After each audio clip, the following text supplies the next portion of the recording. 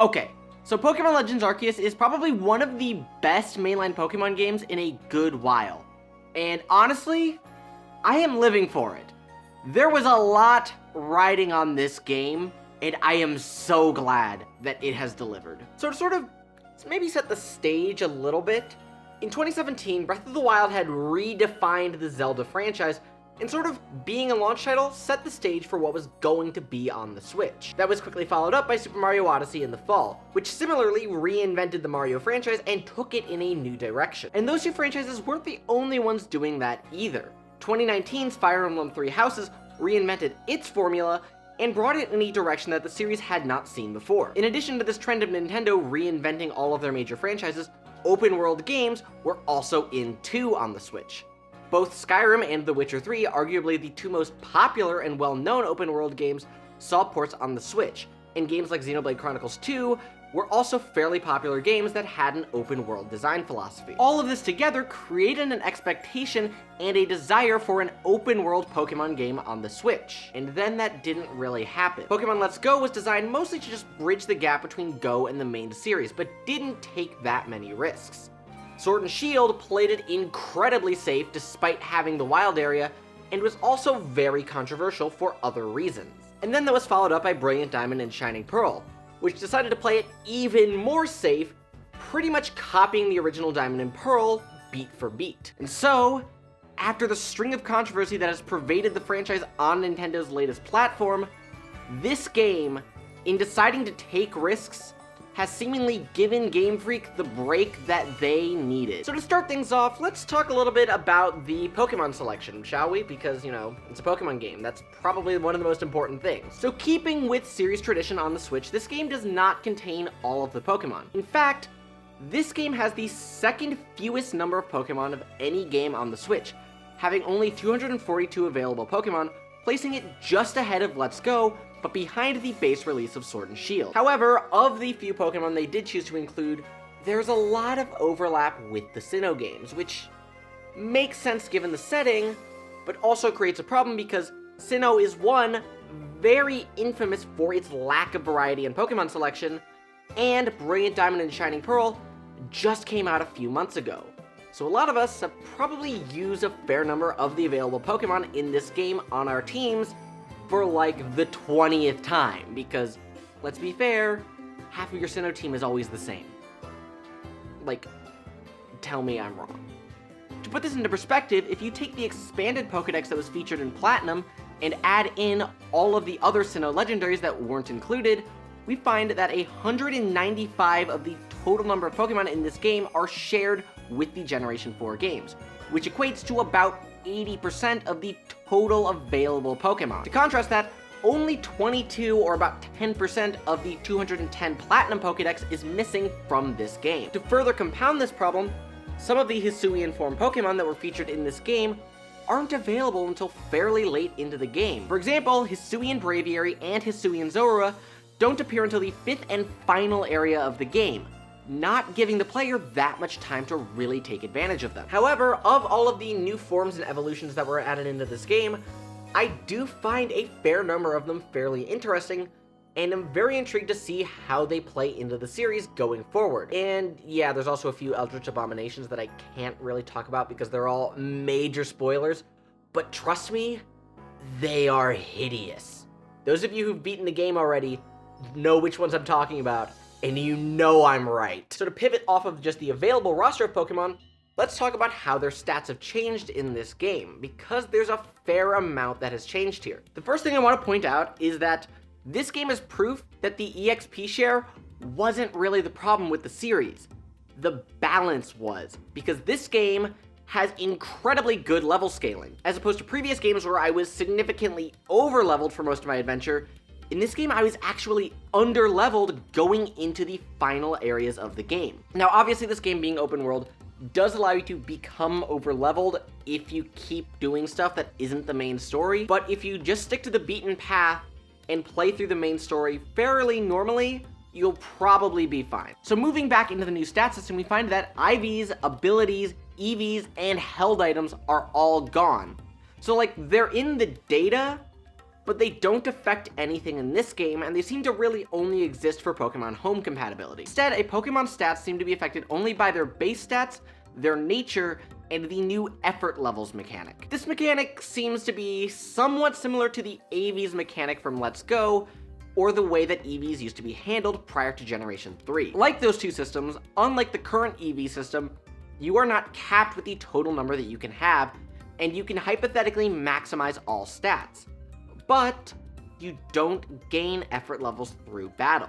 A Pokemon's IVs will determine the default levels ranging from 0 to 3 depending on their IVs, but that's it in terms of naturally gained effort levels. The only way to raise them is by using special grit items that are dropped by various Pokemon. This means that you have to make a conscious effort to invest in your Pokemon's stats and to raise them up, because if you don't, you will find that your stats are going to probably suffer a little bit in the long run. Overall, however, I didn't really notice most of these changes. Honestly, the lack of abilities was probably the thing I noticed the most, because it definitely weakens some Pokemon. Scyther, for instance, losing access to the Technician ability shrinks its viable move pool by quite a bit, and Bronzong loses its special gimmick of having one of its two weaknesses be covered by its ability. Oh god, has Oshawott been sitting down here?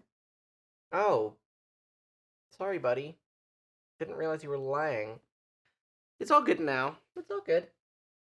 So now that we've talked about the available Pokemon and their stats, let's move into the exploration aspect of this game, because that is probably by far the biggest change. So, unlike Breath of the Wild, the player is a lot more limited at the start of the game. They are not given their entire toolset, but are rather subjected to a much more traditional progression system, having their options being opened up slowly, and having a similar-ish skill set by the end of the game. Overall, the game's environments are fairly simple and easy to traverse. There's not really that much getting lost. However, one criticism I have of this system is that there is a major lack of dungeons to explore.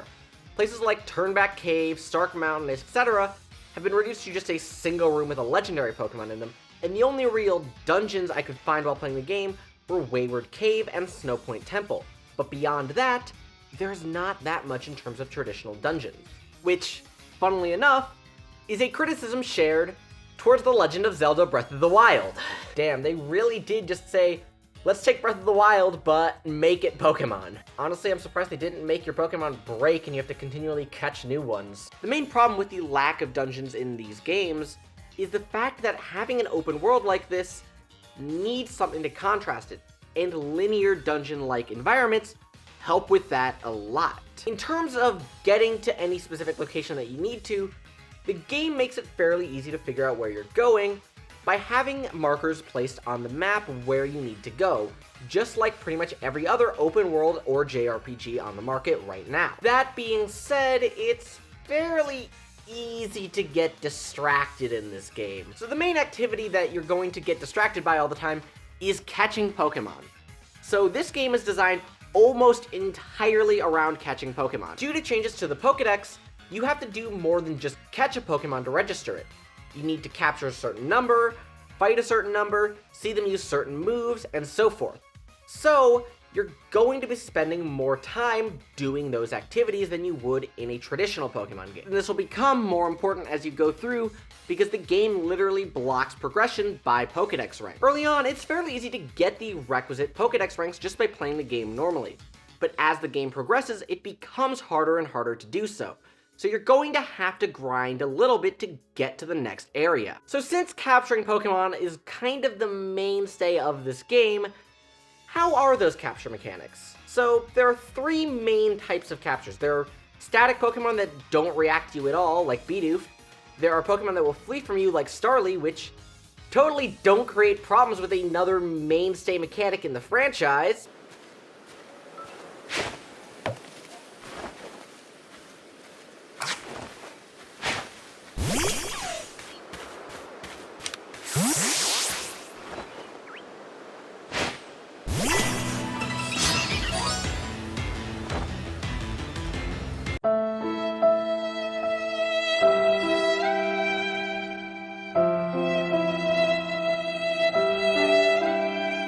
Absolutely no problems whatsoever. And the third is the thing that was teased in the trailers, that being Pokemon that are aggressive and attack you. Because of those latter two categories of behavior, the game's stealth mechanics are extremely important and add a whole new dimension to catching Pokemon. In addition to being able to sneak up on Pokemon, you have to actually aim the Pokeball as you throw it if you're not in battle. And one of the things that aids that tremendously is by having the gyroscope turned on, which is something that the game really needed to tell you about, but didn't, and I discovered on my own by going through the settings. So definitely a point for lack of tutorials there. In the event that you do get spotted, however, you're going to have to use the game's dodge mechanic, which thankfully is quite generous and has a lot of iframes for you to play with. You'll see this especially in the instance of the noble Pokemon fights, which do a lot to test your ability to dodge. Another aspect that's part of the exploration is running into alpha Pokemon, which are quite difficult to fight. However, there is definitely one thing that could have made them better.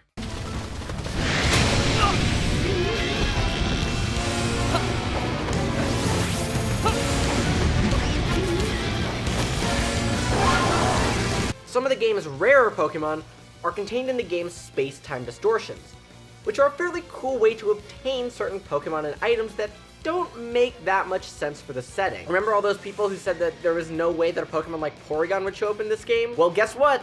It has a Gen 4 evolution, so they found a way! Overall, the Pokemon that you encounter in a space-time distortion are fairly difficult to fight, but are very rewarding in terms of their drops. The biggest issue with them, however, is that they're random and can't seem to be reliably spawned. Another thing that's random in this game is the weather system. Controlling the weather, however, is a lot easier, mainly due to the fact that the game no longer has a real-time day-night cycle.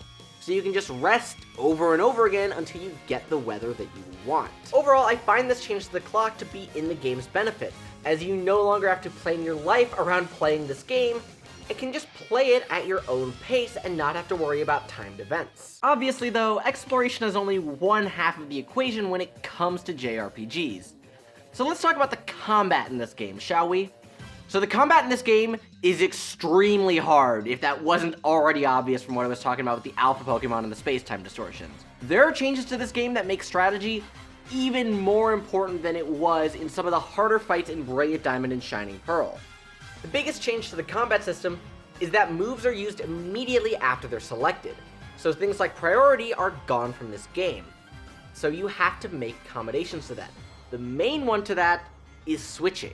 If you go second in this game, you can't switch at the start of the fight, and you might lose a Pokemon if you're not careful. This is made even worse by the fact that all trainer battles are on set. So after you knock out an opponent's Pokemon, you're gonna want to prepare to take a hit, because in all likelihood, you're going to. A big flaw with the combat system, however, is that you gain all experience for the fight at the very end. And if a Pokemon gets knocked out, even if it's just on the last Pokemon and where they would have gained experience for all of the previous Pokemon in other games, they gain nothing. So you have to be even more careful to have your Pokemon not get knocked out. In addition to trainer battles, you also have to be careful when fighting Pokemon in the overworld, because there's a possibility that you might have to fight multiple Pokemon at the same time, which can quickly overwhelm you and knock out your Pokemon before you can even get a second turn in. So, how do you avoid a situation like that where your Pokemon gets knocked out? Well, that's where these strong and agile style moves come in and open up a lot more options in terms of how you can deal with various situations. For example, if one hit won't be quite enough, but you could get it in just over 2, you can opt for an agile style move to get yourself an extra turn to get that extra action in. Alternatively, if you're just barely not gonna knock your opponent out, but that would be the end of the fight, you can opt for a strong style move to just make sure that you get that KO. However, you have to be careful with this, because enemies can use them too, and trust me, they definitely do, and are very smart about when to use them. Actually, overall, the AI in this game is very, very good, and the move pools on enemy Pokemon are downright evil in a lot of cases, and these Pokemon basically have a move that deals with most of their major weaknesses, so there's not a whole lot you can do to, say, wall out various Pokemon. However, while battling Pokemon is definitely very difficult, catching them on the other hand is a lot easier. It's really only the alpha Pokemon that tend to break out a lot. The legendaries in this game, for me, most of them went down from like 1 to 3 Pokeballs, which is not normal for legendaries. I was throwing like 10, 20 at some of them in Brilliant Diamond, so they definitely made a change to the capture mechanics, which, given how difficult some of these legendaries are and how mean their movesets are, you know, I'm kind of okay with that. And that really shouldn't come as a surprise. I've made my opinion about catching legendaries fairly well known at this point and how I really don't like it. One of the biggest drawbacks this game has in respect to combat, I would say, is the lack of PvP, because this system has so much potential for a competitive scene, and would give a lot of late game Pokemon a reason to be used by the player, because for the single player, by the time you get them, there's just not that much game left, and why would you swap out your team at that point? Overall though, the lack of PvP does not make a game like this, and I think having a strong single player more than makes up for this lack of potential. And lastly, let's talk about the story. So, the story is kinda generic, it's not that super interesting. I mean, I guess one way to put it is that it's a Pokemon story. And fair, that's a bit of a reductive take, because Pokemon definitely has some good stories in the past, and so they have demonstrated that they can make good story-driven games out of it. This game, however, just wasn't it. So the main conceit of the game is that the player is a human from the present who is pulled into the past and tasked by Arceus to, quote, seek out all Pokemon. He then just so conveniently happens to meet the professor, who is working on the world's first Pokedex. You know, very convenient alignment of goals, wouldn't you say? So after becoming acclimated to the world and tasked with completing the Pokedex, the game's main conflict takes focus, which features the various noble Pokemon of the Hisui region becoming enraged by a mysterious lightning that comes out of the scary space-time rift that's floating over Mount Coronet. The main story loop for each area is as follows: explore a new area, meet the wardens of the Diamond and Pearl clan, gain access to one of the game's various ride Pokemon, and then do battle with the noble Pokemon in order to calm it down. The biggest failing of this story, in my opinion, is that it fails to really explore the potential tensions that could exist between the Diamond and Pearl clans. Both of them claim early on to worship a being called Almighty Sinnoh, but have very different claims as to its nature. The Diamond clan obviously claiming that he rules over time, and the Pearl clan claiming that he rules over space, which on the surface are not compatible views with each other. Now obviously if you've played Pokemon before, you know that they're both technically right and wrong at the same time. And the real answer could have made the story even better if the two clans were actually in conflict with each other. It would have made the whole thing a bit tragic and sort of expose the pointlessness of their arguing. Essentially, this game could have been used to explore religious dogmatism and the nature of a lot of religious conflicts, but, you know, maybe that's a bit too mature for Pokemon.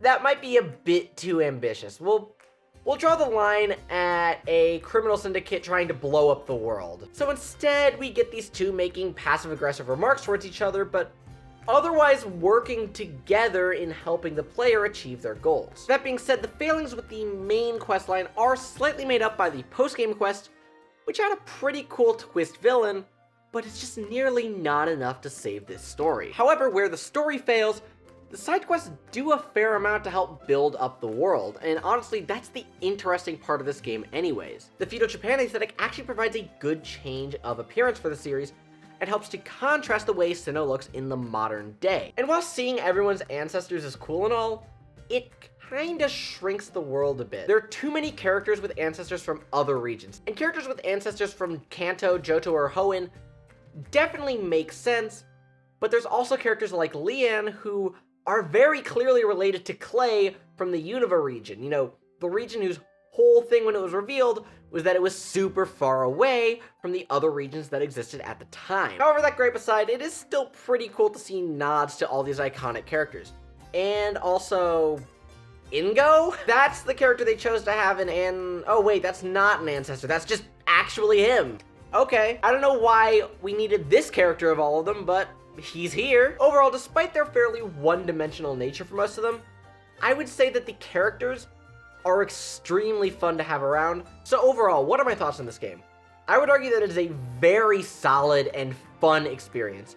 It's not too terribly long either, it's only about 20 hours or so, which is about normal length for a Pokemon/Nintendo game.